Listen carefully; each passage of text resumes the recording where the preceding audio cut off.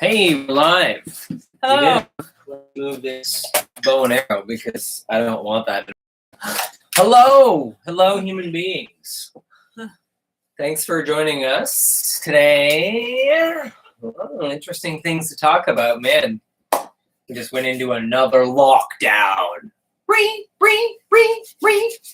Apparently, here in Toronto, we're in another month-long lockdown. Now, I have to say, we live our lives pretty disconnected from that whole fear train, that crazy little narrative that people are living in. I didn't even know, honestly. Sorry, I'm just going to turn this light on. I didn't know that we had gone into this lockdown until after the fact. In fact, you brought it up and pointed it out to me. Yeah, I heard something about it, but I don't, even at the time I heard about it, it was an announcement of an announcement. Right. So it was the announcement that Doug Ford is going to come out and make an announcement. But we all knew, You know what he's going to do when he's like, everything on the table. Right. You don't really have to watch the announcement. No, you don't. But I'll say that I did. But it affects a lot of people. It does. I'm not to downplay how devastating this is. People were supposed to salons. be opening their salons. People were prepared to open their businesses. Restaurants were building patios or had already invested a lot in patios to prepare for this opportunity. For 2 weeks, restaurants had been allowed to now serve people on patios. Yeah. And so we were starting to feel an upliftment from walking down the street and being like, patios, incredible, beautiful patios, and people without masks talking and, eating and consuming and, shopping at these restaurants. And now the restaurants are going to have to close their patios after 2 weeks. So awful. Yeah, and the salons and we know a lot of women-owned businesses, which are salons, nail shops, waxing studios, all Yes. A lot of an industry that's dominated by women was about to open mid-April, and now because of this, they are not allowed to. So people may have hired new staff, so many things, and those people may have lost their jobs before they started them. I don't know. There's obviously a devastation for a lot of people. But I wanted to point out that because we don't regularly watch the news, it was much more peaceful for us. It wasn't as devastating. And I suggest that for those who do not need to follow that news narrative, for those who aren't relying on the news to run their business, to tune out and really reduce the amount of the actual mainstream news you're consuming, because it's utter propaganda and it's very, very disturbing, right? To even just get pulled into the argumentative nature of it. I was, Amanda started telling me about it and I was like, stop. I don't want to hear anymore. Because it really, it has less and less to do with my life, because I'm building a life that is, as free as possible in a way that is of service to humanity. And I'm just on the path of making that more real and more real and adapting to these conditions. And I think that opportunity is there, especially when we tune out of the mainstream news and just watch it when you're able. But I don't want to get too off track because we had other topics for today. We were really focused on, I don't know. I just wanted to point out that we're in the beginning of another lockdown here in Toronto, because it's relevant to talking about people's behavior with children and masks. Because I gotta say, we've been walking around the city and I'm seeing so much that's horribly just fucking so upsetting. I don't know. I can't even talk about it without swearing because it's such a shit show.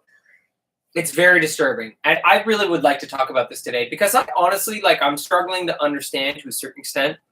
But the main thing that I'm seeing right now that's just driving me nuts, and I've been seeing this for a couple weeks now, is adults walking around in Toronto maskless with a group of masked children or with a parent with their children masked.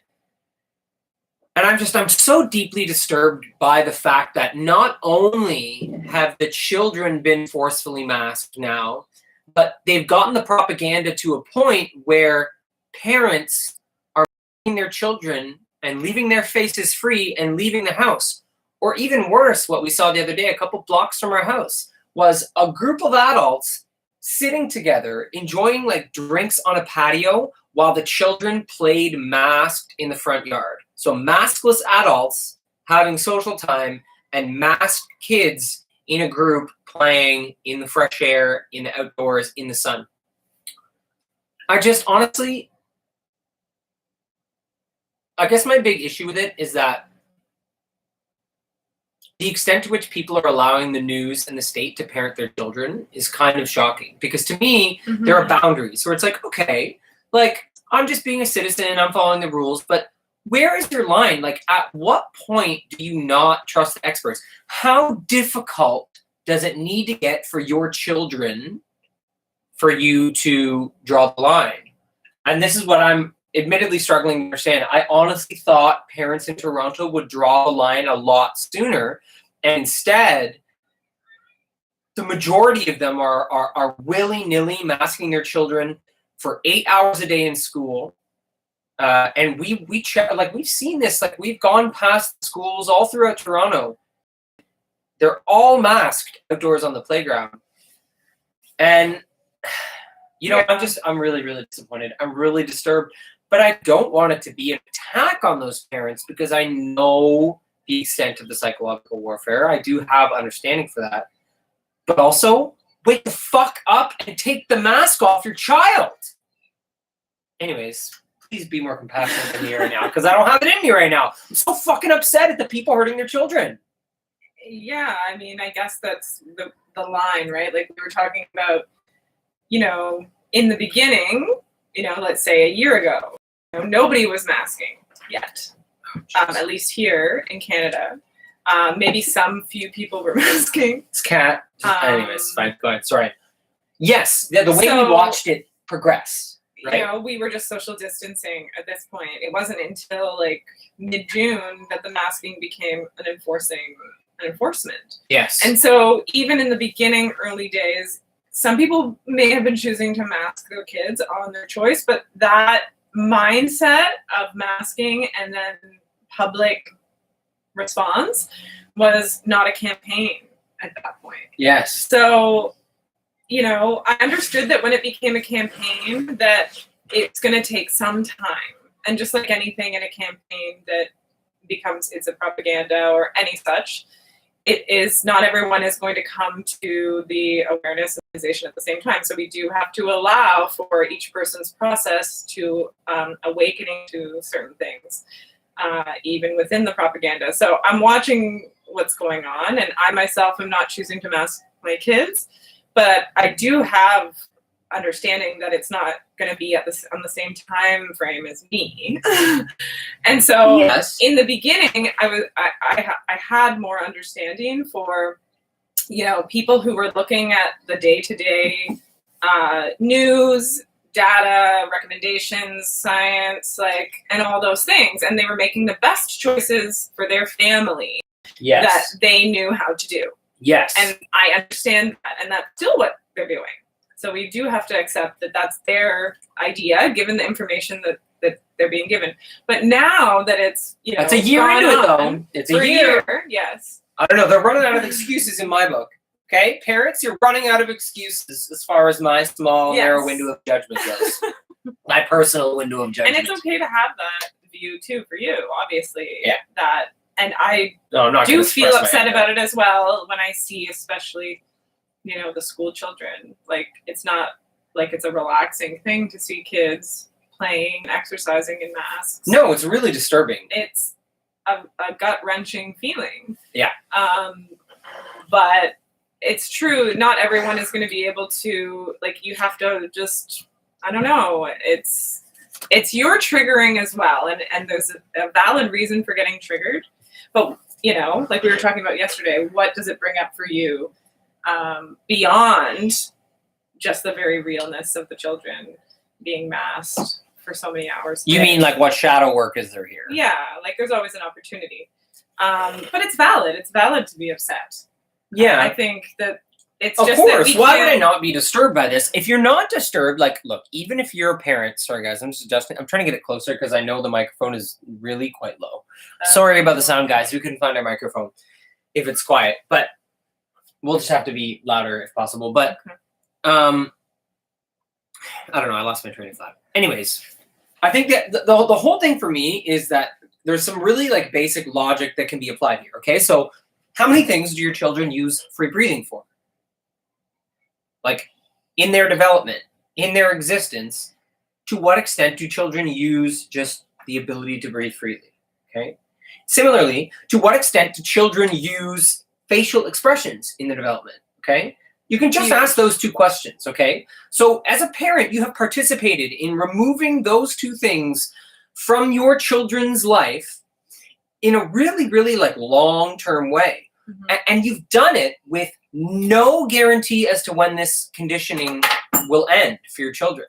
Okay. That's another thing, is parents have submitted to masking their children every day at school for 8 hours a day, 5 days a week. I mean, it's like, yeah.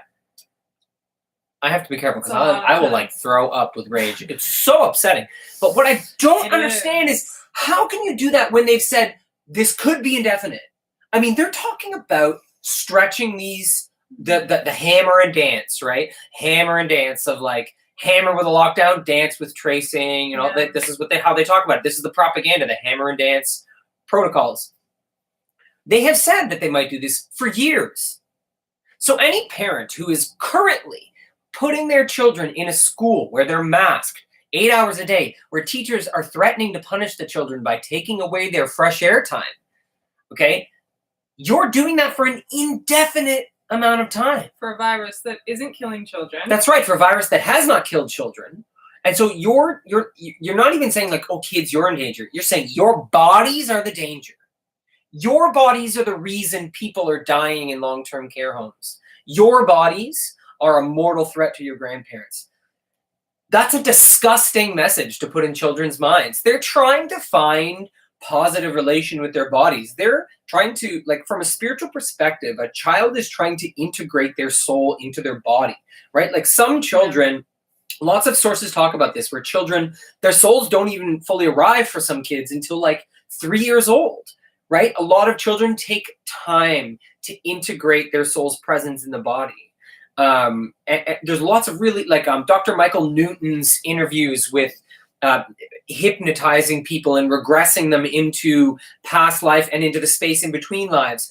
And they talk about this quite succinctly, that the timing in which a soul actually like lands in the body fully really varies from soul to soul and body to body.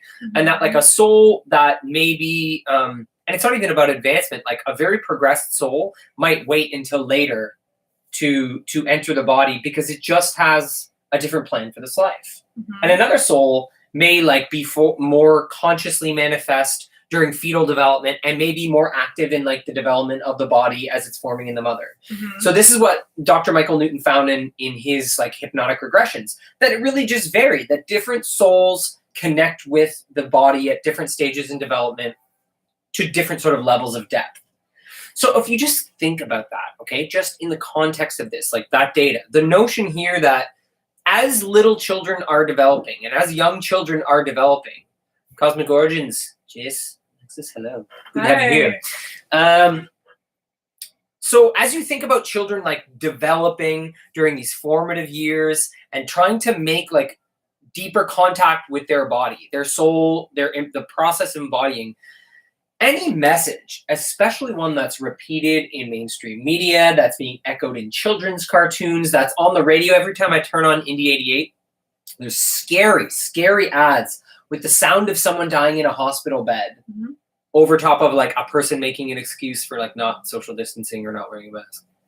My point, it's freaky. But my point is that if you're telling children that these bodies are not safe for their community, unless they ignore all their personal signals that they're getting about the mask, about not talking to their friends while they eat lunch, about staying away from their friends. If you give that message, it's going to make it harder for them to connect with their bodies. Well, I would say that then it's similar to other campaigns that we've seen before. For example, the dairy campaign. You know, like the government's pushed quite hard on kids consuming dairy, and that causes long-term health issues, leading to heart disease, leading to inflammation, chronic inflammation, leading to all these things. And I don't want to go down that rabbit hole, but and compare that to masks. But on a very much bigger scale, we campaign things on kids all the time. Constantly. And just to remember that this is another campaign on children in which we're telling them to not listen to their bodies. I was told not to listen to my body with many things. Yes. We all are told. We were all things. raised. Okay, our generation, So, really anyone who's watching right now was Yeah. raised under, let's just say, the food paradigm, because it's a really good example. even vaccines, for example. Yes, There's yes. another one. Like, there's just a lot. There's so many. Well, this is going to get us into the sort of second topic that we really wanted to talk about today, which is collectivism, because it connects to that, right? Mm. Because the notion that you need to ignore your body's unique individual messages. So let's say a kid is wearing a mask all day and his body is saying, please take the mask off, right? His body is telling him or her, I need this mask off, I need to breathe freely, right? And so if the child is getting that message and they're being told, no, that's dangerous, you're going to kill your grandparents, or you're going to kill your teacher or your friend's parents, right? Or your own parents. All of this, right? So like that's the same message as when you were raised and you were put on certain foods and you felt sick from it, but your parents said, finish your dinner, eat it, okay? Don't know. Children are starving in third world countries. Eat it. This is the same thing. Or, yes, with, people taking the shot, throughout the history of vaccination, we have had parents come forward saying, my child got sick or injured or died from this vaccine, and I'm aware of this happening. I saw it happen. I know my child. And these parents are treated as if their personal lived experience is ridiculous, is absurd, is impossible under the guise of collectivism. It's gaslighting. It is gaslighting. It's awful. And collectivism seems to, in its current model, thrive off of gaslighting. This whole notion that you all have to wear masks, you all have to vaccinate, it's based on the notion of sort of medical collectivism. As if there is any scientific data proving that all bodies can have the same medical treatments across the board. Look, that's so dumb. It's so dumb because it doesn't even fit with normal Western medicine. Okay, even within normal Western medicine, there's hyper-specialization that gets put into caring for different people.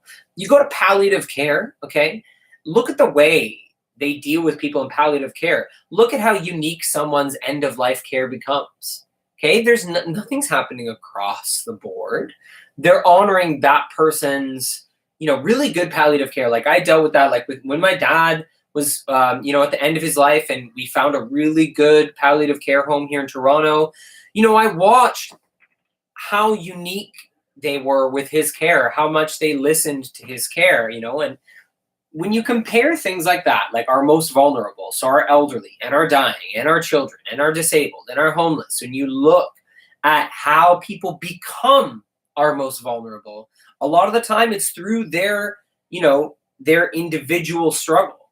You and I have both worked with, people who struggle with severe mental health issues, okay? And even if someone has a mental health diagnosis like OCD, it is absolutely, it's almost incomparable to another person who has OCD, right? Yes, they have these clinical things that help them identify it, which can be useful, sure. But when you go to work with that person's mental illness, you can't use collectivist principles. You can't use collectivist philosophies to guide that person. You have to work with that person's unique challenge. And this is why collectivism is destroying our vulnerable during this whole, the lockdown itself is based on collectivism, okay? It thrives off of that whole philosophy. So what we're under in terms of lockdowns is not a medical ideology. It's not based in medical science. It's a philosophical ideology. The lockdowns are based in collectivist philosophy, not in scientific foundation. It's just not true. It's not true. But it's causing us to see this, as you said, something that's been around for a long time. We've all been under the pressure of this collectivist thinking because the core tenet that's allowing you to thrive is ignore lived experience. Your lived experience is irrelevant to whatever the collectivist narrative says. And that's the main danger to me. And that's what people have succumbed to, I guess, That's why people are willing to take the child abuse so far, to mask their children and not mask themselves. Whew. Sorry, that was a long rant. But I'm fired up, man. Wow, this is messed. I just can't believe I'm walking around Toronto and that I'm seeing an increase in maskless adults and masked children. I know, and that's what made me wonder, again, when I'm watching the news regularly, it made me wonder, like, is there something on the news that is, getting people to do that and feel like as an adult they're safe, and as a child they need to wear the mask? I don't know. I'm not sure what's going on. It's definitely alarming. I don't know. It is. It's so alarming. And we have Womb Connections here. Thank you for joining us, by the way. Just saying that she's a registered nurse, and she dealt with, or they dealt with so many hate and attacks, deciding not to give the jab to their 3 kids. And so it's like, again, this is collectivism, right? Where it's that you can even be a medical professional and come from that background and be making an informed choice based on not only your expertise in the sort of system that we have in the hierarchy of education and degrees and diplomas and all that. You can be under that and combining that with your lived experience, and it still doesn't apply because of collectivism, right? Yeah. It's really ridiculous. Really, really. Yes, the jab is experimental. For those who don't know, it's in clinical trials until 2023. Okay? And there's a lot to say about that too, because not only does it mean that you're the trial until 2023, but it also brings up why they blocked hydroxychloroquine and I'm trying to remember. Well, there's zinc and vitamin D, even I think the chlorine dioxide one has been shown to do effective treatments. The intravenous, the UV light treatments. The UV light treatments, what's one? There's ivermectin or something. There's a ton of preventative treatments. They had preventative treatments that were plant-derived. There's so many effective treatments. Yes, and which are now on record as being effective, but people, please pay attention, okay? During the crucial window in which they needed to get the vaccine to market through there's like an emergency stipulation that they needed to get the vaccine to market. And one of the stipulations was that you can't administer this as an emergency vaccine if there are effective treatments anywhere on the market. So you can't have any effective preventative treatments to get the permission to rush this vaccine to market. So notice there was a window when there was massive propaganda against hydroxychloroquine and all these things, right? When Trump came out and they were like, oh my God, he's telling people to have bleach and all this insane propaganda, where they took it so far as to get pharmacists to block doctors' prescriptions for these treatments for people's COVID. So they blocked life-saving treatments. One of the most safe medicines. So ever. Safe. That's something with 40 years of data, of research on its safety. They blocked this. They blocked this when it could have been saving lives. And then after the fact, go look yourself. This is on record. In the United States, states that had blocked the use of hydroxychloroquine, they lifted it. They lifted it. It's now being used in tons of states in the US. And if you look at the way they blocked it with propaganda during that crucial time so that they could get the vaccine out, now suddenly they're being lifted and people are allowed to use these preventative treatments, and yet this vaccine is in clinical trials until 2023, then it's actually illegal, right? They shouldn't even be able to use this because there are preventative treatments. And I saw in New York City, and I don't know, correct me if I'm wrong, but they've been able to make the vaccine an emergency vaccine now, and so I guess kids at school are being forcefully pressured and injected with the vaccine. And I saw a little clip of a 12-year-old the other day saying that if his mom wasn't there at school at the time, they had doctors circle around him. Yes. With something like out of a horror movie. Yeah, they surrounded this kid and they were like, take the vaccine, Billy. The mom had to scream.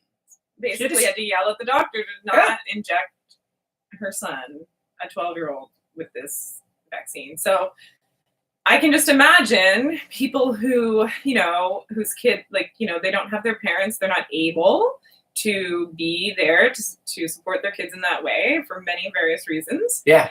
And it's happening. It's happening. So that means parents who don't want their children forcibly vaccinated are sending their kids to school in New York, and the state has made it so that they could forcibly vaccinate that child. Okay, that's the reality that we're seeing. I know, but then on the flip side, like we were saying, you also have people that we also know, and many people know, who are choosing the vaccine for their children. Mm-hmm. So you have both. You have, I really feel for those parents who. But it's under the collectivist philosophy still. It is, right? It is. That's the dominant philosophy. It's just such a dynamic, right? It's like someone's choosing that for their kid, or someone's not choosing that for their kid, and they're not just unable to be there. There's so many class issues and life issues that make, underprivileged kids, I think, at risk.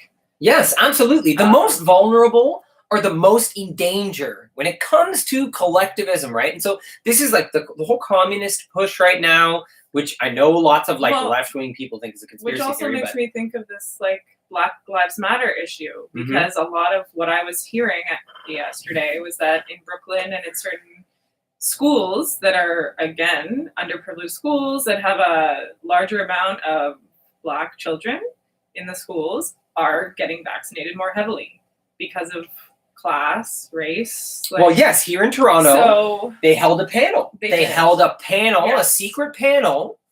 I think I've talked about this before. Kids Hospital. Yeah, they held a panel, which was essentially a panel to try and figure out vaccine hesitancy in the Black Toronto population, and it was Black doctors, and it's making it a racial issue, saying things like, we need Black kids to get the vaccine. And a friend of ours sort of snuck into the group, so he was able to bring these details to our awareness that this is actually going on. Yeah. They're inviting adults from the Black community to learn. They're saying it's to learn, okay, but I can explain exactly how it's not to help the Black community in Toronto learn. Here's how I know. Because a friend of ours who attended it listened to what they say, and all they laid out was how safe the vaccine is, how safe vaccines are, all this standard propaganda. But when he brought up, what about hydroxychloroquine, what about zinc, vitamin D, all these things that have been shown clinically to be effective preventative treatments, diet, lifestyle, all these things. When he brought that up with these doctors, these Black doctors who are apparently, that part don't get me into, but when he brought that up, they were like, oh yeah, those are good too. But that was nowhere in their propaganda piece that they were given to serve this community with, right? If you're really looking to protect this vulnerable community, right? If you're saying, okay, the Black community in Toronto is vulnerable, so we want to protect them from this virus. Okay, so why are you not giving them any of the preventative information? Because it's not a campaign to increase support their nutrition. That's right. Get them out of a food desert. That's right. Stop making them line up outside for the food bank. Oh my God. Or just for normal bread right now. Because we walked around Toronto today and everyone is lined up like a communist country to get bread and basics. The bread and fish shops are quite insane. But my point is that if we're looking at this from these two different perspectives, from this collectivist perspective and this individualist perspective, from the individual standpoint, you can care. That philosophy lets you care for the vulnerable much more effectively because you can be present with the individual, with their unique nature. Even when it contradicts what's best for the collective, you are able to honor them and be present with them. And it's difficult. It's tough, right? That's a hard thing to do, but it's real. Whereas with the collectivist philosophy, then you have events like this propaganda campaign they launched in Toronto, where the way they did it was they invited people from the Black community in Toronto, parents from the Black community, to come into this private Zoom call and to listen to these Black doctors try to convince them to vaccinate. But if they were not, well, I'm not even saying if, they were not giving any preventative info, period. So that's not evidence that this is propaganda. That's not evidence that this is coercion. That's proof. That's 100% proof that they are coercing. They are manipulating vulnerable communities. And today I saw on Instagram, what's her face? I believe she calls herself. That's her actual name on Instagram. So awesome. And she has a video today about how they're holding a contest in Canada to see who can create the best vaccine campaign to convince vaccine hesitant people to get the jab. And it's like $25,000 reward or something if you can create the best campaign. So basically you're a hired shill for the government. Okay. And if you participate in this contest, then not only might you get this monetary reward, but they link you up with behavioral psychologists to like deepen the penetration of your message into the people. Oh my God. So look, this is the behavior. This is the behavior of desperate propagandists. Okay, when they're going to the population, being like, "We're going to hold a contest. Like, please help us get vaccines in people."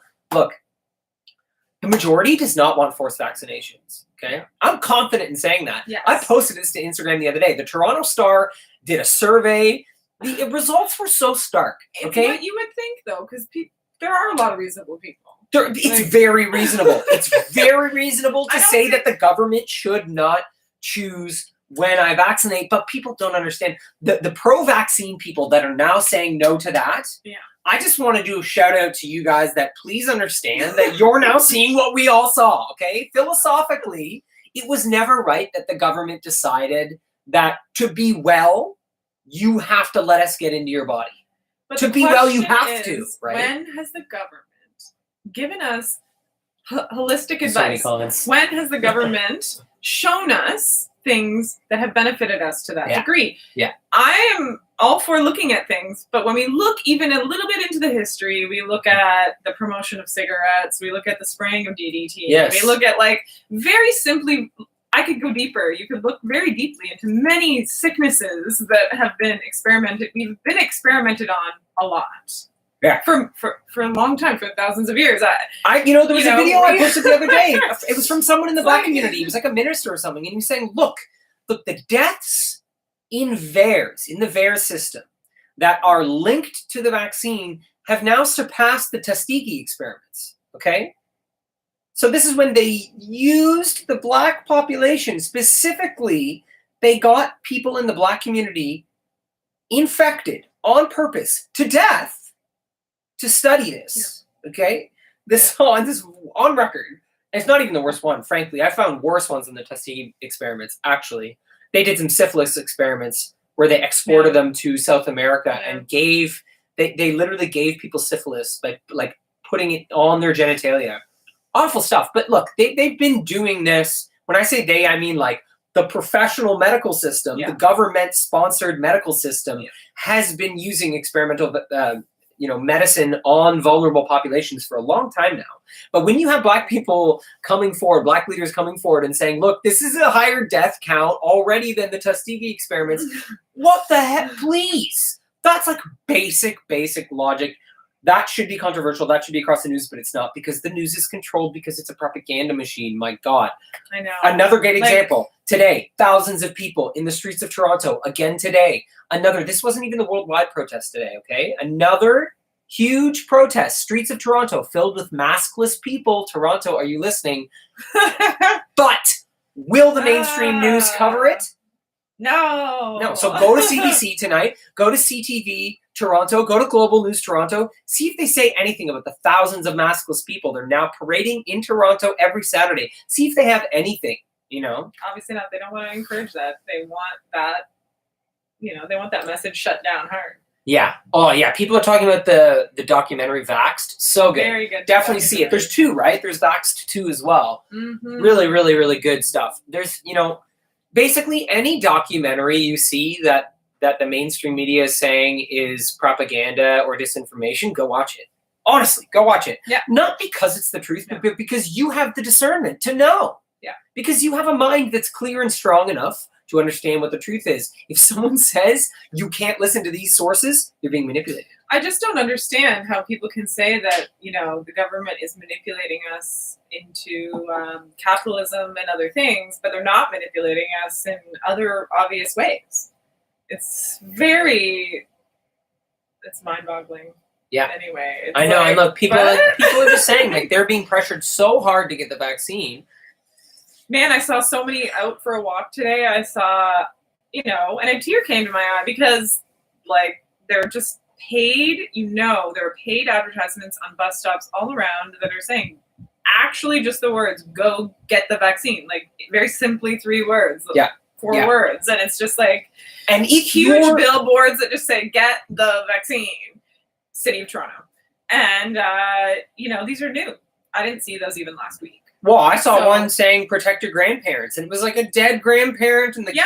Like, and like kids who can read. Yes. We saw this the other day on the bus. You're able to access the mind of that child. That's right. Like, so 6, 7, 8-year-old, I don't know, whenever a child learns to read, they're going around and they're seeing ads saying... Well, if kids are younger, they're in school, like, they're usually forced to learn how to read by like true. 5 or 6 years old. Yeah, right? Yeah, exactly. So if they're in school, for our kids, we're doing a reading, let them sort of learn reading slowly.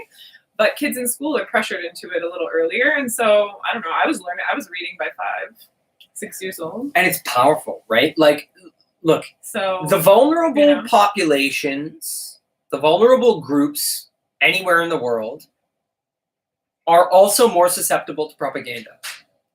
Because if you're in a vulnerable group, it's much more likely that you're living in a sort of survival state, right? It's much more likely that you're not thriving, you're surviving, you're paycheck to paycheck, you're trying to make sure you have groceries. That's more likely, right? There's a lot of issues, yeah. Yes, but what I'm saying is if you're in survival mode, your mental health isn't in a place to fend off propaganda. Yeah. Okay? When it's on billboards around the city, when it's on buses, when it's on your TV, you don't have the mental strength to stop the repetition from penetrating you if you're just trying to pay the next bill. If you're just trying to get food into your children, you're not doing dives on the internet necessarily. You're not, you know what I mean? Like, you're not able to see, hey, whoa, I saw that ad like 10 times today. I don't want that in my field, right? And so that's, we're talking about privilege, right? Like the whole idea of check your privilege, like being well enough to fend off propaganda is a massive privilege. Okay, I'm privileged in that I'm well enough to procure the free thought necessary to see a source and say, is this from a source of dogma? Is this from a source of authority? And what do I need to do with this information? But people who are extremely vulnerable, who are living below the poverty line, who are, marginalized in certain ways. Or weaponized already. Like, again, when it becomes like, I see so much of class issues all the time, so I feel like those areas are weaponized the most. So it's if you have to, get food stamps or go to a food bank, or if you have to have childcare that is not ideal for you, you have to do those things, for the survival of your family. But those things are weaponized too. And so if you're already being sort of attacked on multiple levels, it's not that you can't, it's obviously just that much harder. And so I do think, when we're looking at lifting up the community, we have to lift up the lower levels, the ones that are receiving the brunt of all of the abuse. Collectivism cannot take care of the vulnerable. I'll say it. Collectivist philosophy, collectivist living, a collectivist society. I have not seen evidence that us shifting in that direction will help us to take care of the vulnerable. So maybe there are examples in history of societies that have achieved that, but I don't think that we can become one of the, again, I think we have to redefine what collectivism is and what individualism is. Yeah. Because I think if you look at a lot of studies, you'll see that what we thought collectivism was, and we label, like, for example, like more Eastern countries like China, Japan, India, we say like they have more collectivism ideals, and maybe the North Americans and stuff are more individual, but you'll see blending in both. Yes. Right? Like if I asked you, like, do you like helping people? Do you like supporting your community? La la la. Very general things, but your idea of what that looks like might be different than someone in another country. But what I'm looking at too in collectivism is some of the things that we've been told what it is that are nice, like taking care of our elders. So here in North America, that is something that we don't do as much, like taking in our elders to live with us instead of sending them to a long-term care facility and all that. Not that that's bad to do. It's just when we look at collectivism, we see like it's cultural. in the eastern side of the world, there is more of that going on. There's more of this understanding of like, we take care of our elders. And so I do see elders as groups that need lifting up, just like children. Yes. And so in that sense, I say, yes, we take that. We take that and we start to build on it in a way that is good for us. But one thing that I see sort of, I don't know, maybe bleeding a little bit into our society as we adopt certain aspects of collectivism in a North American way is this sense that we're like hyper vigilant about our closest sort of groups. And I know they've seen this in studies before in Japan and in China, especially more so in China. And it's not all across China. It's, again, you have to look at groups, right? Because there's more collective and less collective. It's always relational, right? Yeah. So saying that like a country is collective and a country is individualistic, I think it's not that simple. Very simplistic. Yeah. You can even go in India as well, like northern, southern. There's definitely different views of like what collectivism is. But there has been some psychological studies to show that in some areas in Japan, for example, like on rice farms and in China and Japan, people have one common theme in the collectivism is that people start to trust their community less. So what happens is they work together to create harmony. So for example, they've even noticed this in more common we can look even into food. It's kind of interesting because what they found is rice is a certain grain that involves a lot of cultivation. So it's not just 1 year and you can just do it. It takes continuous effort. It's a very difficult thing to do. It takes a lot of community work and grind. Right. So in those communities where rice is grown and cultivated, they noticed more of a collectivism mindset. They needed it. So at the time, so what happens is it's like on a superficial level, in order to, it kind of creates that tension that yields the crop. Yes. And so within that, it's developing crop, it's bringing clean water, it's doing things to cultivate the earth and do all this. But at the same time, what they noticed is that people would feel like the people that they work with, that they consider family, and they've noticed this in certain areas of China and Japan where rice is grown, that they would be hyper vigilant to people they consider family, which is their fellow workers. So they'd be working on these fields and in these paddies all day and night, like just very hard working together to get things done. So superficial harmony, but underneath there was this feeling that literally at any moment this person is going to be your enemy. Yes. So there is a hypervigilance that seems to be, at least in a few studies that I've looked at, you know what? Brewing someone who literally, and then they've done some other ones in Japan where it was like, here's your coworker, take this to your coworker and have them review it. And when they're in such close-knit communities where they think this person is my family, like I would do anything for this person, you're my family. Yeah. I still don't trust you looking at my work. I feel like you're going to put yourself ahead of me. There's this very, very underlying tension within these communities. Look at that. That's what we're in right now. So that is something interesting that I've seen, and I'm like, I wonder if this is the part of collectivism that's kind of coming over with the masking and the hypervigilance around looking at our community all of a sudden, because I know some of my relationships have become strained this year. Who hasn't? I've noticed like I've had to give distance in a lot of ways. But there's this sense now, it's like, is this person not that they're my enemy, but you're more vigilant. Yeah, you're more absolutely. Vigilant around other people, and I wonder if this is, I think that gets into what we were talking about earlier with the vagueness. Yeah. It's the vagueness, right? Yeah. It's what vague collectivist-based ideals do to us. They degrade relationships. Yeah. Right? And so this is it's interesting. It's very interesting. They found it very different with wheat, for example. So compared to wheat, which is something that you can grow and cultivate quite quickly, it was more individualistic type. Right. So different plants demanded different kinds of communities for their cultivation. Yeah, it's really interesting because For sure.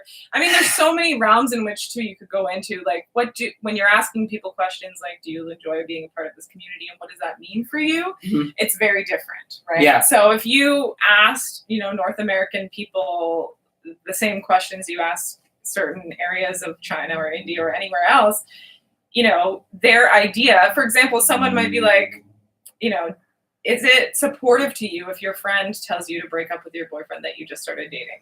Is it supportive to you? Someone in a collectivist community might say, yes, it's supportive that my friend barges in and tells me, like, this is like, someone you should get rid of. Yes. Or it's not supportive because they're not supporting my individual choices. Yes. Right? Where you might get someone in North America saying, that's not supportive to me. And so there's obviously a lot to discuss there. But I found that very interesting about the wheat versus rice and some of the mindsets. Well, doesn't it make sense of the China being a place in the world that has succumbed to communism earlier than the West? Yes. Even though we are now actively succumbing to communism. Yes. But so it like, makes sense of that. Yeah. And I think when we get into this notion of what vague culture does to human behavior, this is really interesting. So there's an Epoch Times article that I recently read, and they talked about how it's actually well understood in the history of Chinese communist warfare that one of the tactics they employ is very vague rules from the top down. So from the highest levels of power, you put really vague rules in place. And then you have all the bureaucratic sort of levels of power beneath that. And so what they noticed is that when they make very vague top-down rules, all the bureaucratic politicians and people with their little nooks of power, they panic to try to be subservient to the authority above them, to try to look like they're doing a good job in their position of leadership. And so they take that vague rule and they enforce it as hard as they can to try to maintain some semblance of their importance within the hierarchy. So over the years of Chinese communist warfare, and I'm sure there are other examples of this in behavioral psychology and studies, but this was very, very poignant. It is a very poignant piece of history that I found, was that when you make top-down vague rules, humans scramble, they get insecure, and they get extreme. And so this is what we're seeing. Look very closely around the world. Look from city to city, from province to province, from state to state, from country to country. The rules are vastly different, not because the science differs in those places. Science is not a local phenomenon. The rules differ vastly because implementing these top-down vague rules has caused all these people to panic and try to look like they're doing the right thing. Doug Ford is a great example of this, okay? Doug Ford is the perfect example of this because you have a relatively insecure man who's being given just enough information to scare him with a bunch of vague rules he doesn't understand, and he's scrambling to try to seem like a leader who's making clear, firm choices. But he can't because the rules are so fucking vague. He couldn't if he tried, and they're vague on purpose because this is a warfare tactic that's well understood in history. And it's opened my eyes because I see now how this has been used in many other ways. I see now how this actually is one of the driving forces in the gender wars and in our universities, promoting all like the sort of all the gender theory and the race theory that's being pumped into the universities and that's being put into Canadian and American legal systems. It has to do with vague, with making gender so vague that people actually become extremists. And it's so ironic. It's so ironic because when you look at human behavior and how you put it perfectly today, that people harden. When people are given like these like sort of vague moral systems, they don't open up, they don't soften, they don't become more compassionate and understanding. They actually harden, and the behavior then becomes things like cancel culture, attacking those who they see as being a form of a threat. rigidity. Yeah, they become very, very rigid. We've seen people in our lives do this who are caught up in this social, justice warrior mentality, who are out there trying to cancel people that they think are being racist and sexist and homophobic and whatever they're caught in, but they're not becoming more soft, more open-hearted people, right? That's not what's happening, even though the notion is that all this gender theory makes us more inclusive. Well, that means right? that very much words don't equal what you're doing. Your words are one thing, but your words are not enough. Yes. Because the action and the energy behind what you're doing speaks louder. Yes. So your words may sound compassionate and inclusive and open, but what's the result? I believe many people in the beginning, when, because I'm attracted to social justice types of friends and community members who are into social justice. I'm into social justice.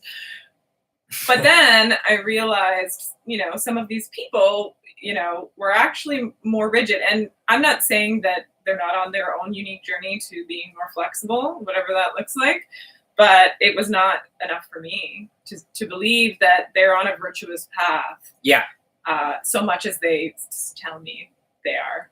So I'm like, I don't know. But it's I think this is really an effective tool, because I think being able to study the effect of vague rules, vague moral systems on human behavior, this is just a good individual study tool. Take this and apply it to other areas of life, other areas of this massive propaganda war that we're stuck in the middle of. We were talking about this today, and this tactic is ubiquitous. It's everywhere, and not just now. We've been raised in it. It's the whole notion of the food system, right? Accept the North American diet, accept it. And then if you don't, some of the response has been, then you have to go all the way to this diet, and you have to go all the way to this diet. You have to be raw, vegan, all these things where it's like, again, that's collectivism. So they'll take, we have this impulse that's been driven into us. We kind of want to do it that way. And it's one of the failures of vegan activism, right? Vegan activism has failed in so many ways, I think, because it's taken that approach to a certain extent without honoring the individual journey of people, of food, and without recognizing that the food propaganda that people are living under is collectivist in its nature, because it says ignore your lived experience with food. Okay, this study came out, and this study said that bacon is healthy. Okay, bacon is healthy. You shut up and eat it. Eat it. Doesn't matter what you think your body experiences. Or the opposite, where someone is eating a full vegan diet or a raw diet, and it's not healthy for them. Yeah. So, I think food and collectivism together, very dangerous, because we need to be able to listen to our bodies. But that gets into the vaccine, and that gets into the masks, and that gets into all of it, right? The ability, the capacity we have to use our bodies as databases of information, of guidance. The collectivist philosophy will delete your body's messaging system. It tells you that your needs need to be set aside for the greater good. Yeah. And sometimes something maybe we were talking about that I mentioned earlier too, because it can be triggering. Like collectivism, many years ago, I definitely, would say I was more in alignment with that, because I already had inbuilt codependency issues and self-sacrificing issues, and all this, not even issues, just tendency to go to those extremes. And so collectivism and theories around collectivism were so easily absorbable for me that I was like, great, I'll sacrifice myself for the family, for my community. Yes.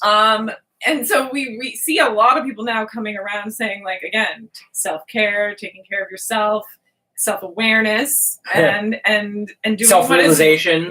Doing what is right for you. And so at this point now, I really believe that taking care of the individual then supports the family, then supports the community, supports the greater humanity on a whole. That's right. We cannot sacrifice to support. No, and that's the part of collectivism that I don't agree with. I agree with taking care of our elders, and I think we should keep our family close. But then there's so many other things that think about it this way. Again, we talked about mental illness as well. Like in more collectivist leaning communities, mental illness gets more suffocated. So people in the family who suffer with anxiety, who suffer with mental illness, we know this. A coworker of mine who worked in mental health facilities in India told me that horror of how people with mental illness are treated there. But again, they take care of their elders. They were like hosed down in dirt. You know, they grow farms. They do these things. There's a collectivism to a certain extent, but mental illness was not allowed to be part of that because it ruins the family and it ruins the community. It makes it too difficult. Yes. And so these people were removed from the collective and put in a pit and then harmed. And so what we see here when we talk about more individualism, we allow mental illness and mental health issues to rise to be healed. And so I don't think, you know, it's a balance. Like there's a constant sort of thing we have to figure out. But there's a clear philosophical balance to me, okay? Look at it this way. Look, if we are people who are supported in listening to ourselves, if within our culture, the capacity you have to listen to your body, to listen to your lived experience, if we live in a culture where that's the truth, right? And each individual is supporting their health and wellness to the greatest extent that they can in their sense of personal freedom, right? So let's say someone is living a life like that and they're true to themselves. And so they have reached a high level of potential, personal potential. And so in reaching that high level of potential, they've become very effective at supporting larger groups of people. Mm-hmm. So the decision to live your life and to become a powerful being through sovereignty, and then from that place of power to serve something greater than yourself is infinitely more powerful and effective than the person who is struggling with health and wellness, who is kind of beaten down from codependency and is then going to go try and help the collective. No, to me, it's so much more meaningful if you're free to live a life of sovereignty that you then use to become powerful, and then you give that power to something greater. That automatically is more meaningful to me than someone giving up their access to wellness and wholeness for the collective. It doesn't make sense. It's not logical. Have health of community long term. That's right. So it's if not you're sustainable. suffocating the mental illness in your family or the skeletons in your closet, which every family has, if you're not allowing those things to exist, then you don't have a healthy family. You have a superficial harmony. Yeah. And collectivism is unsustainable. That's what they're seeing in these communities. Yeah. More so. Yeah. And so I don't even need a study to tell me that. No, it's logic. On our level, but it is interesting to see, and it is interesting to discuss, like, the wellness of the whole and the wellness of the individual.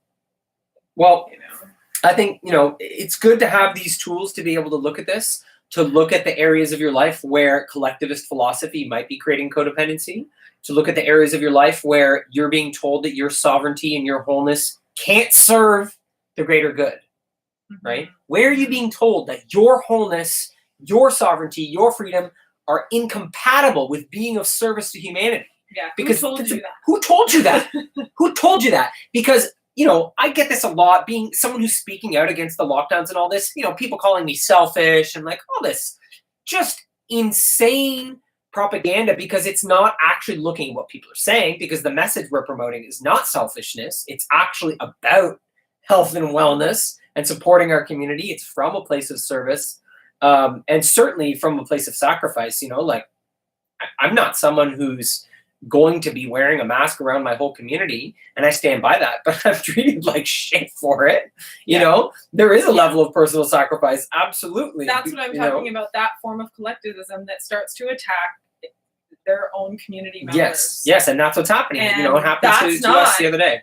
What we were sort of told collectivism is. That's right. Told that's right. Collectivism is that's right. Seeing an enemy in your friend. If collectivism is so altruistic, because it's the philosophy of the lockdowns, okay? If it's so altruistic, why is it destroying relationships, right? Why are family relationships being destroyed by this? Why are friendships and communities being eviscerated by this?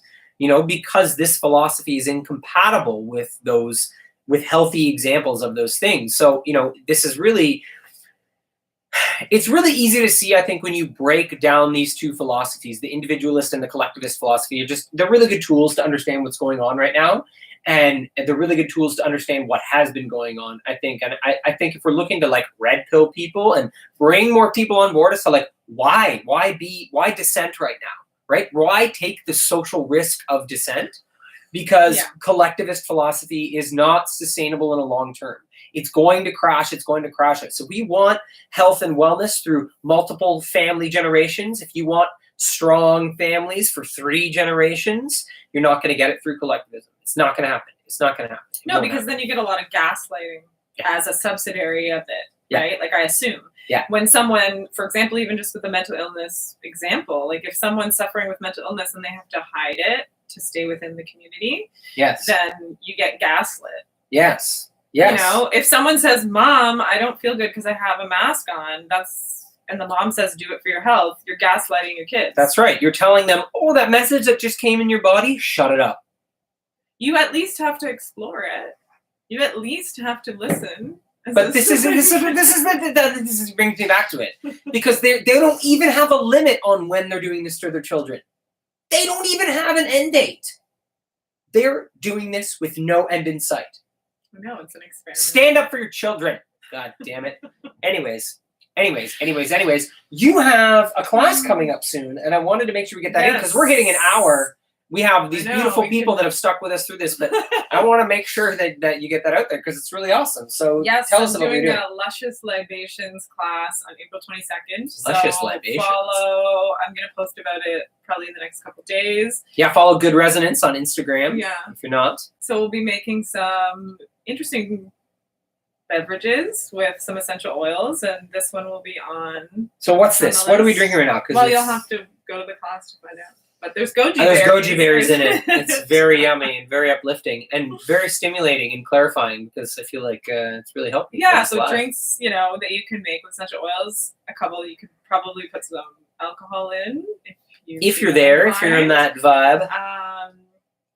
But yeah. And so when is the class?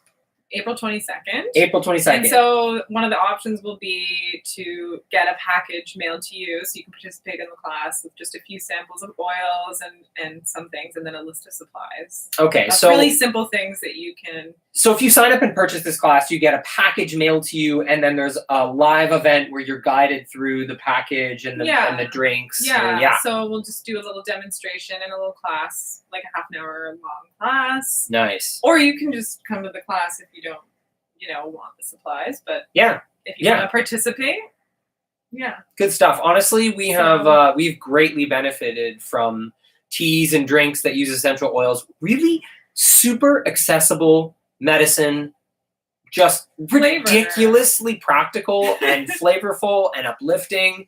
I mean, why would you not turn your drink into aromatherapy? I don't know. Anyways, there's lots of things, but that's really exciting. We have our store is open. Check out our one essential oil blend and our Ormus. We're building that store slowly. We're still sort of in a soft launch, but go check it out. Anything else? Anything else that we wanted to talk about? What's in the diffuser today? Peppermint and wild orange. Peppermint and wild orange. It's a simple one. It's one that I rarely use. But it's a simple combination. Clarifying, uplifting. Yeah. Wild orange is just the oil of joy, and so it can bring clarity. This combo is a great combo for clarity and joy. And who doesn't want that? Well, that's it, I guess. That's all we have, yeah? Yeah. I think I hear children creeping down. I know, because it's been a while. It's been a long time. Yeah. You want to say hi to the people before we go? We've been on for a long time, and all these magnificent people have joined us. Say hello. Yes. Well, Asher, do you have any messages you want to give out to the people of the world before we say goodbye? No. Nothing to say. All right. Okay. There we go. That's it. Thank you for those of you who stuck with us for this live. This is one of our longer ones. Thank you to all of you who come back for the replay. We love you. We love our community. Stay strong. Reach out if you want to talk to us, because we like chatting with our community. Yeah. Thanks, guys. Thank you. Bye, everyone. Bye.